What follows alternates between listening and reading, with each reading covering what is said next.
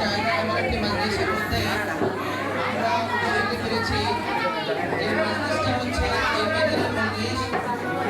এই স্থানটা হচ্ছে নবী সাল্লাল্লাহু আলাইহি ওয়াসাল্লাম সর্বশ্রেষ্ঠ ও সর্বশ্রেষ্ঠ নবী রাসূল করিম সাল্লাল্লাহু আলাইহি ওয়াসাল্লামের জান্নাতের বাগান। আর এমন একটি মাজলিসের মধ্যে আমরা বসেছি। এই মাজলিসটা হচ্ছে আল্লাহ পাকের প্রিয়তম একটি মাজলিস।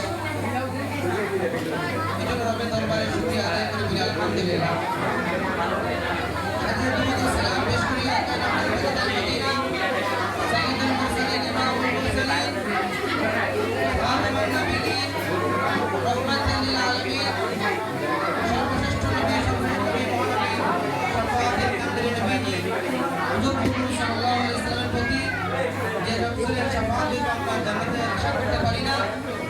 যে রাসূলের উসিলায় আমরা আজকে মুসলমান, আমরা আজকে আলহামদুলিল্লাহ তিনার জান্নাতের বাগানে জান্নাতের অর্জন করার জন্য আসতে পেরেছি এবং আমরা খেদমত করতে পারছি। সেই নবীর উপরে বাদুর শিল্প সাল্লাল্লাহু তাআলা